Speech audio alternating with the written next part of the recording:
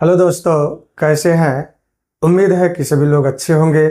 आप लोगों का टारगेट विद हिमांशु चैनल में हार्दिक स्वागत अभिनंदन है। दोस्तों, जैसा कि जो आपको यह ब्रिज कोर्स के उद्देश्य को लेकर के यह चैनल संचालित किया गया है, इसमें रोज प्रतिदिन आप लोगों को एक नई नई वीडियो अपलोड की जा रही है, जो शायद सरकार की जो मंशा है कि जो भी शिक्षक प्राथमिक विद्यालय में कार्यरत है वह ब्रिज कोर्स उत्तीर्ण करके वह रेगुलर टीचर बने रहेंगे। तो शायद यह चैनल उस बातों पर खरा उतरने का प्रयास कर रहा है और आए दिन हर एक सब्जेक्ट से यह चैनल आपको एक नए से नए वीडियो अपलोड कर रहा है, जो आपके परीक्षा के लिए अति आवश्यक है और उस चैनल के द्वारा आपके परीक्षा में 100% सफलता प्राप्त हो सकती है।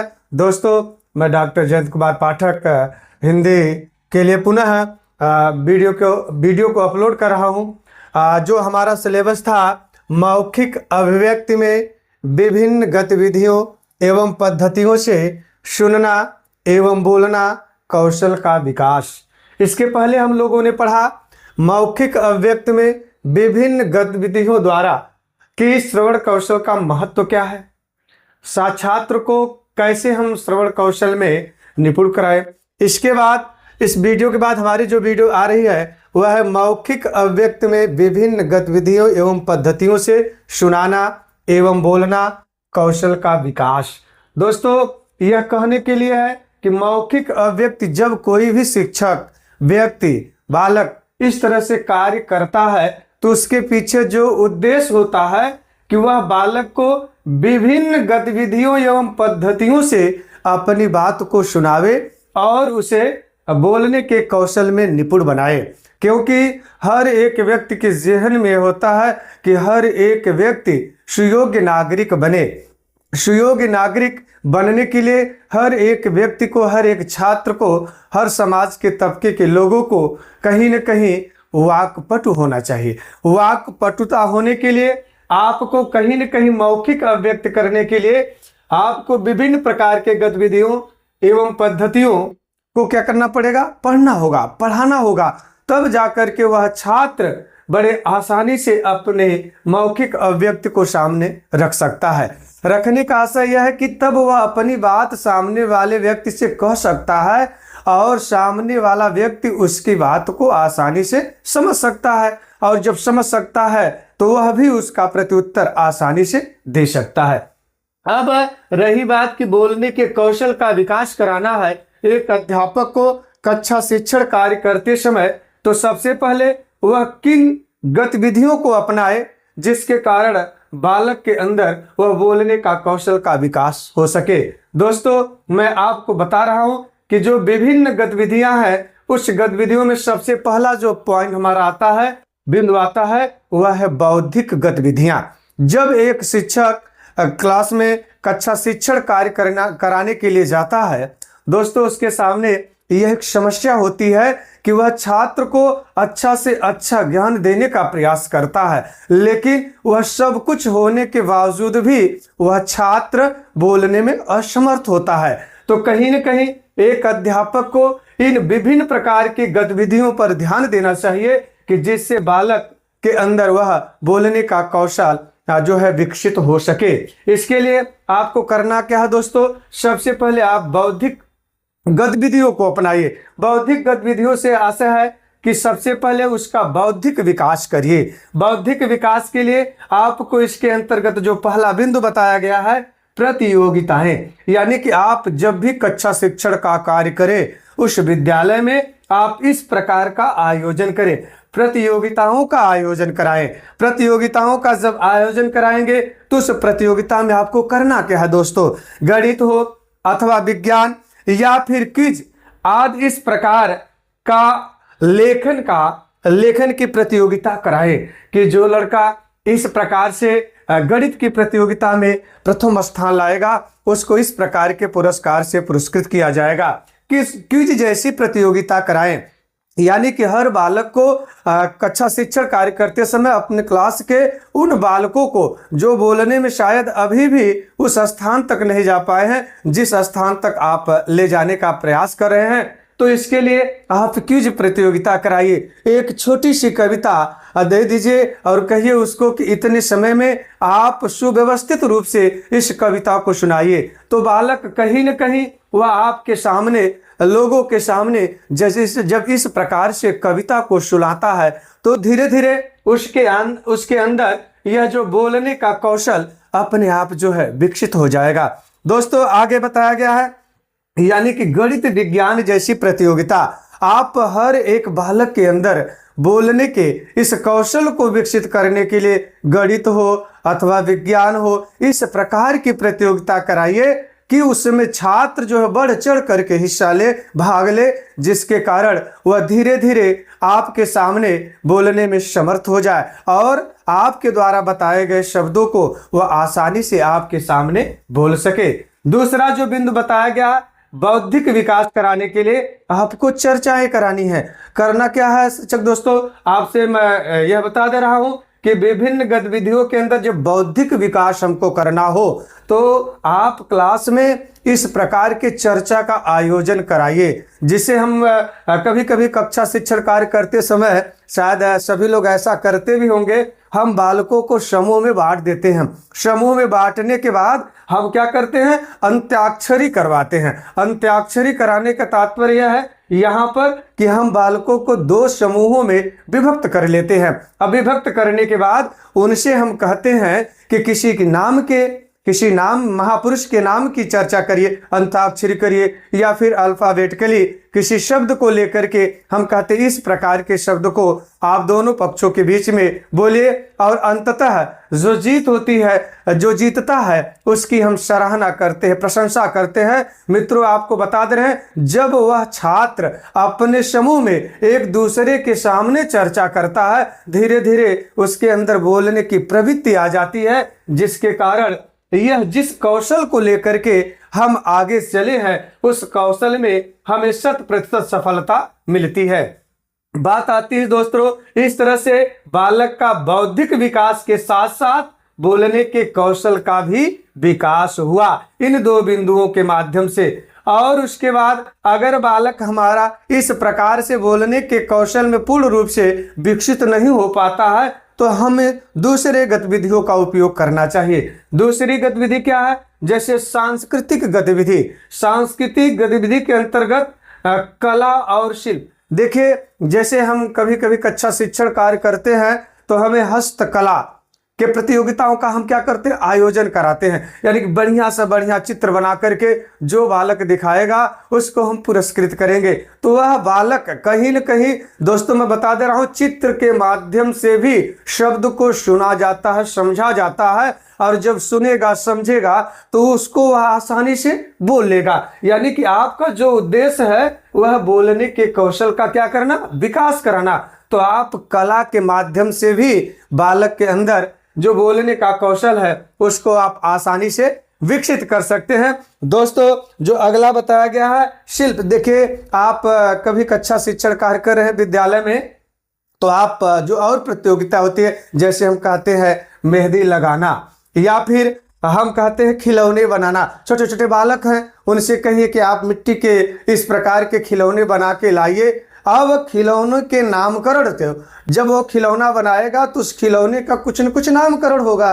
वह बालक उस खिलौने के माध्यम से उसका नाम जान जाएगा और वह नाम जान करके उसका शुद्धता के साथ उच्चारण करेगा, आपके सामने बोलेगा, समाज में जा करके बोलेगा। उसके अंदर जो झिझक होगी वह धीरे धीरे समाप्त हो जाएगी। तो मित्रों मेरे कहने का तात्पर्य था, सांस्कृतिक गतिविधियों के द्वारा भी आप कला, शिल्प कला यानी मेहंदी या फिर पोस्टर आदि के द्वारा भी बालक के अंदर आप जो है बोलने जैसे कौशल का विकास आसानी से, सुगमता से आप कर सकते हैं। क्योंकि वास्तव में बालक तो ऐसे होते हैं, वह कुम्हार के कच्चे घड़े के समान होते हैं, हम जैसा चाहें उसको वैसा बनाएं। इसलिए अगर हम इस प्रकार के गतिविधियों का उपयोग करते हैं तो स्वाभाविक सी बात है कि हम जिस कौशल को लेकर के चले हैं उस कौशल में निश्चित ही हमें सफलता मिलेगी।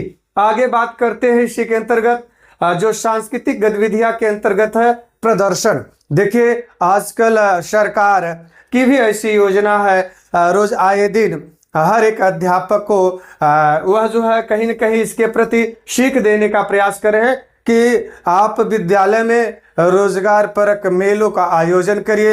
यानी कि बच्चे जो है उस प्रकार के वस्तुओं को बना करके घर से लाते हैं और ला करके वह विद्यालय में इस प्रकार के प्रदर्शन का आयोजन करते हैं। और जब उस वस्तु का या उस प्रकार के वस्तु का जो निर्माण करते हैं उसका जब प्रदर्शन करते हैं तो लोगों के द्वारा उसका नामकरण पूछा जाता है।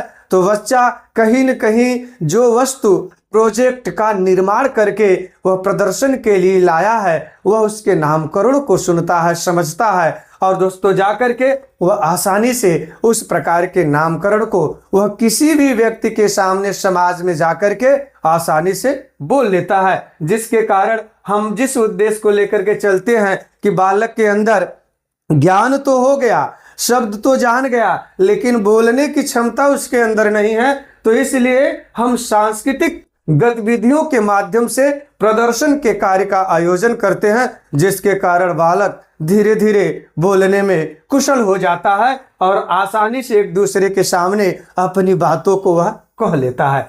मित्रों, आगे हम इस गतिविधियों को करने के लिए विभिन्न प्रकार के गतिविधियों में आप शारीरिक गतिविधि कराइए बच्चे से। यानी कि जब आप शिक्षण कार्य करते हैं तो केवल सिर्फ ज्ञान ही नहीं देना है, ज्ञान के साथ साथ हमें उनके अंदर अनेक प्रकार के कौशलों का विकास करना है। और कौशलों का विकास करने के साथ साथ हर एक अध्यापक को मित्रों ने एक उद्देश्य लेकर के चलना चाहिए कि एक अध्यापक छात्र का सर्वांगीण विकास करे। सर्वांगीण विकास तभी संभव है जब वह विभिन्न प्रकार के गतिविधियों को साथ लेकर के चलेगा।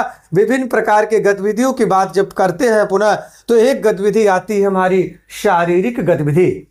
शारीरिक गतिविधि के द्वारा मित्रों हम बालक के अंदर बोलने जैसे कौशल का विकास बड़े आसानी से, बड़ी सुगमता के साथ कर लेते हैं। शारीरिक गतिविधि जब हम कराते हैं तो विद्यालय में खेलकूद का आयोजन करते हैं। छोटे छोटे बच्चे, मान लीजिए प्राथमिक स्तर के बच्चे हैं, जूनियर स्तर के बच्चे हैं, तो उस प्रकार के खेल का हम आयोजन करें, क्योंकि विद्वान ने बताया है कि बालक जितना खेल के माध्यम से आसानी से सीख लेता है शायद उतना वह शिक्षण कार्य करते समय वह सीख नहीं पाता है। इसलिए बालक जिस भी स्तर का हो उस स्तर के विद्यालय में खेल का आयोजन कराना चाहिए और उसमें बालकों की सहभागिता कराए। और सहभागिता जब होगी उनकी तो वह बालक एक दूसरे बालक के साथ बड़े आसानी के साथ जुड़ता है। और मैं बता दे रहा हूं, एक बालक के साथ जब जुड़ता है तो आसानी से उसके सारे क्रियाकलापों को, सारी बातों का वह अनुकरण बड़े आसानी से करता है। इसीलिए मनोचिकित्सक भी, बाल चिकित्सक भी इस बात को बताते हैं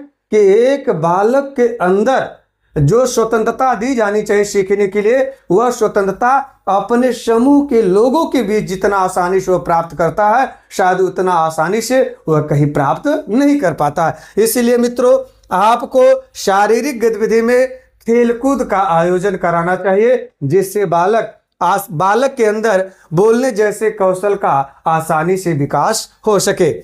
दूसरा जो इसमें बिंदु आता है सामाजिक सेवा। देखिए अगर आप प्राथमिक स्तर के बालक को पढ़ा रहे हैं, कक्षा शिक्षण कार्य करा रहे हैं और उसमें बोलने के कौशल का विकास कराना है तो दोस्तों मैं बता दे रहा हूं उस स्तर का बालक सामाजिक सेवा तो करने में समर्थ नहीं होता है, लेकिन फिर भी वह आज्ञाकारी हो सकता है, उसको आज्ञाकारी बनाया जा सकता है, बड़े छोटे का लिहाज बताया जा सकता है, जिसके कारण वह बालक सामाजिक सेवा दिन प्रतिदिन कुछ न कुछ करना शुरू करता है। दोस्तों इस बीच में वह एक दूसरे के जब समीप में आता है तो उसकी बातों को सुनता है, समझता है और उसके सामने पुनः वह बोलता है। तो इस प्रकार से धीरे धीरे सामाजिक सेवा के कारण भी उसके अंदर जो है बोलने जैसे कौशल का विकास बड़ी सुगमता के साथ हो जाता है। दोस्तों अनेक प्रकार की गतिविधियों में अगला जो बिंदु आता है मनोरंजक। आप शायद सुने हैं कि बालक माँ की गोद के बाद वह खेल खेलने का बड़ा शौकीन होता है बेचारा। वह छात्र, आप भी जानते हैं कि छात्र को जितना बढ़िया हम खेल सिखाए या मनोरंजक संबंधित जितनी भी बातें हैं उसको हम हंसा करके गुदगुदा करके जितना बढ़िया हम सिखा सकते हैं, शायद उतना बढ़िया भौहों को तरेर करके, आंखों को लाल करके, भयभीत करके आप उस बालक को उतने आसानी से नहीं सिखा सकते हैं जितना कि मनोरंजक वस्तुओं के साथ। आप कुछ न कुछ ऐसे शब्दों का उपयोग करिए जिससे बालकों के अंदर कुछ मनोरंजन जैसी आभास हो, जिसके कारण वह आपके बातों को आसानी से सुन सके और सुनेंगे तो वह आसानी से बोल लेंगे।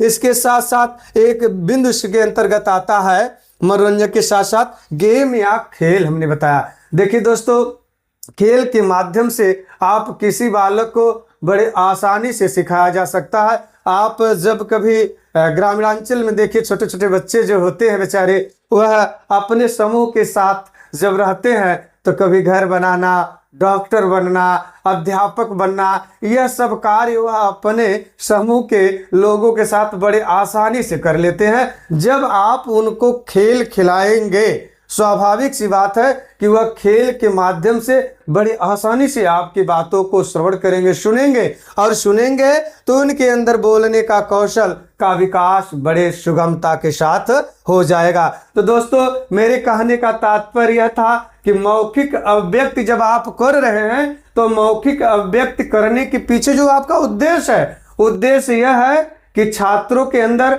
सुनने की प्रवृत्ति और बोलने जैसे कौशल का आपको क्या करना है, विकास करना है। ऐसे नहीं केवल शिक्षण कार्य करते चले जाइए, चाहे बालक सुने या न सुने, वह सुन भी नहीं रहा है और समाज में जाकर के कुछ भी नहीं बोल पा रहा है, तो ऐसे करने मात्र से आप अपने शिक्षण कार्य में कभी सफल नहीं हो पाते हैं। इसलिए आपका जो मुख्य उद्देश्य है कि वह मौखिक अभिव्यक्ति हम करते समय बालकों के अंदर इस प्रकार के कौशलों का हमें क्या करना, विकास करना।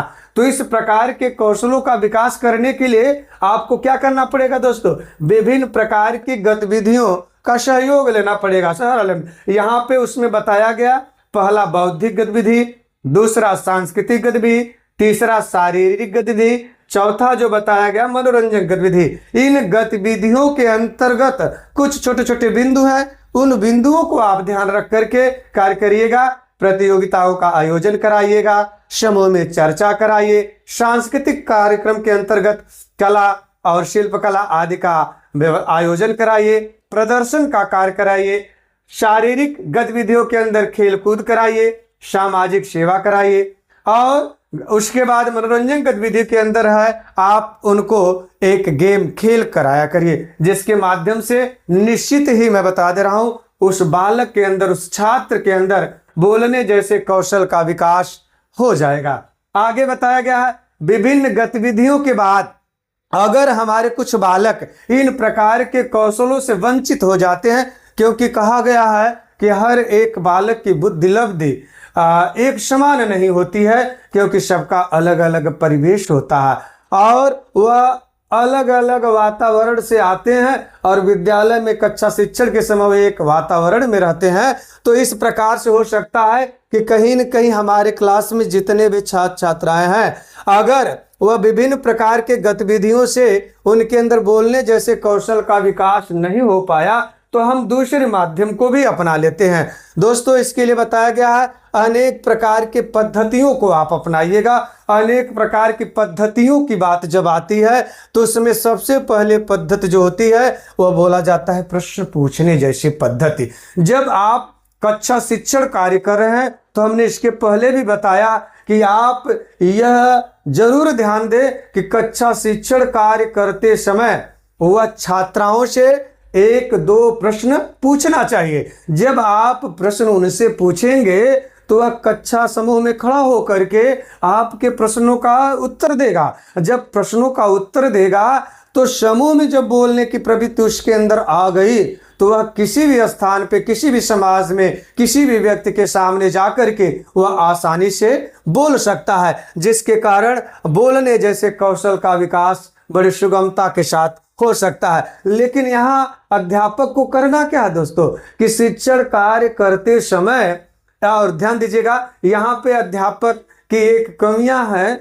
कि वह जब शिक्षण कार्य करता है तो वह जो उद्देश्य लेकर के आता कि आज मुझे इस पाठ्य योजना के अंतर्गत इतना पढ़ाना है और समय का ध्यान देते हुए वह केवल व्याख्यान करके चला जाता है। अब जो छात्र हैं वो केवल मूक श्रोता बनकर बैठे रह गए। अब दिन प्रतिदिन उनके अंदर इस प्रकार के भाव आ गए कि वह तो आपके व्याख्यान को सुने तो जरूर, लेकिन कभी उनको बोलने का अवसर नहीं मिला। जब वह अपने लोगों के बीच में नहीं बोल पाएंगे दोस्तों, तो अचानक किसी व्यक्ति के सामने, अनजाने व्यक्ति के सामने अगर बोलने के लिए कहा जाए तो वह छात्र, वह व्यक्ति, वह लड़का बोलने में असमर्थ सा महसूस करता है। और इसलिए हर एक अध्यापक को शिक्षण कार्य करते समय बालकों से प्रश्न पूछना चाहिए। दूसरा बताया गया पद्धतियों में कि कहानियां सुनाए। अध्यापक को कक्षा शिक्षण कार्य करते समय एक बार कक्षा का वातावरण जरूर देखना चाहिए दोस्तों। हो सकता कभी कभी हम जब शिक्षण कार्य करने के लिए जाते हैं तो शायद आप अनुभवी होंगे कि आपके पहले जो बेल थी, जो घंटी थी, वह अध्यापक कहीं न कहीं छात्रों को आहत करके गया है, पीट करके गया है, तो छात्र कहीं न कहीं निरस्ता जैसा महसूस करते हैं। ऐसे में आप जाकर के बहुत बढ़िया शिक्षण कार्य कर रहे हैं तो भी वह छात्र आपकी बातों को उस लहज़ में नहीं सुनेंगे जिस उद्देश्य को लेकर के आप उनको सुनाना चाहते हैं। तो इसके पहले आपको करना क्या, शिक्षण कार्य करते समय आपको रोचक कहानियां सुनानी है। रोचक कहानियां जब सुनाएंगे तो आप छात्राओं का ध्यान अपनी तरफ आकर्षित कर लेंगे।